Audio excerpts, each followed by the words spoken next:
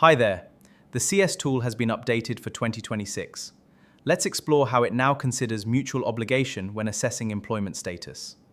Starting in April 2026, the financial threshold for UK businesses under the off-payroll working rules is shifting.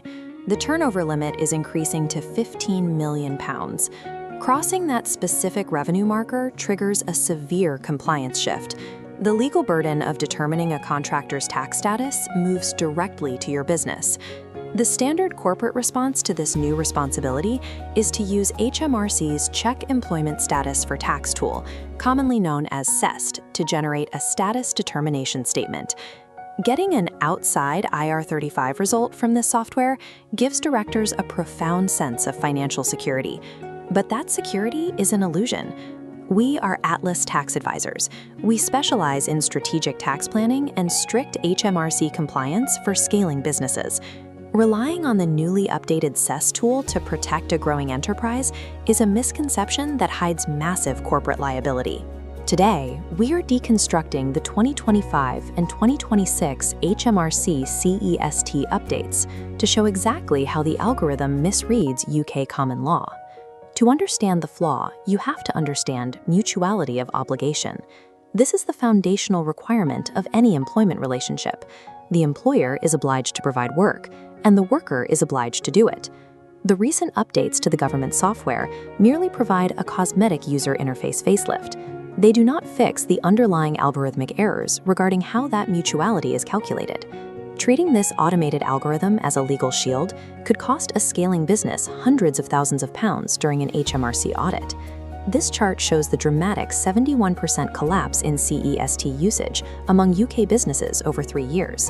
Assessments plunged from 800,000 to just 135,000, and 1 in 5 surviving assessments returns a frustrating, unable to determine result. Scaling businesses are increasingly identifying structural flaws embedded in the tool's code. The latest update introduced a gateway question regarding whether a contract is in place. HMRC claims this specific question simplifies the assessment process and addresses historical criticisms from tax professionals. The data suggests the market is walking away as the new gateway mechanism alters the core processing of the tool.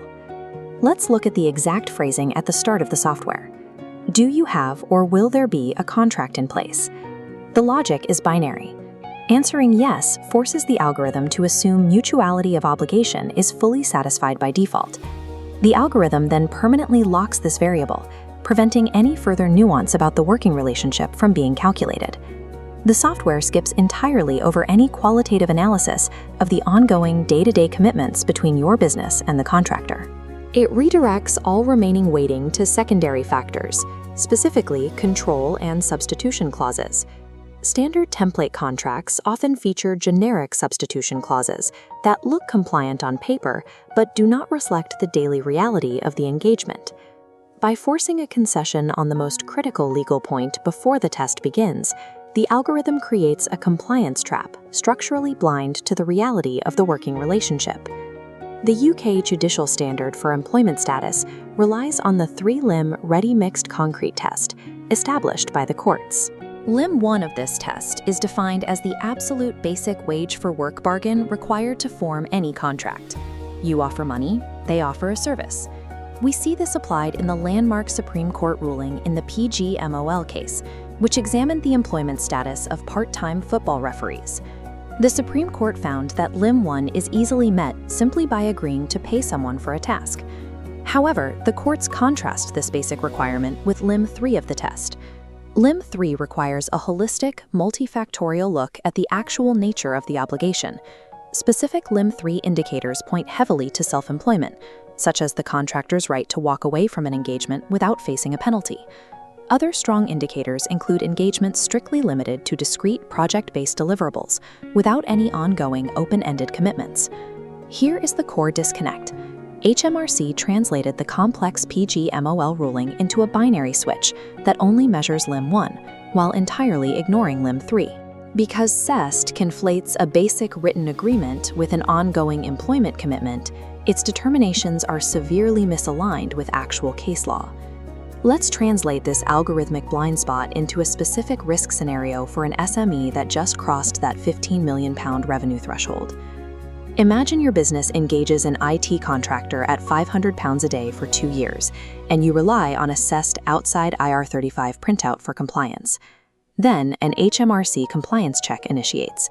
They investigate the actual daily working practices, rather than just reading the paperwork. The investigators quickly identify an open-ended workflow that fails the LIMS 3 test, which immediately invalidates your CEST result. The financial fallout is staggering. You face retrospective tax bills exceeding £100,000 in unpaid PAYE, national insurance, and severe penalties per contractor. A software printout offers zero protection if the inputs do not perfectly match the economic reality on the ground.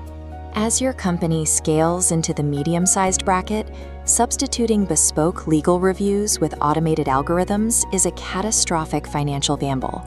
The 2026 CEST update merely simplified the user interface language. It left the deeply flawed technical principles fully intact.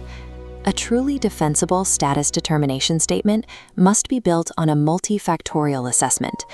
This structure requires 3 strong pillars: utilizing data carefully, conducting thorough contract reviews, and auditing the actual daily working practices of your contractors.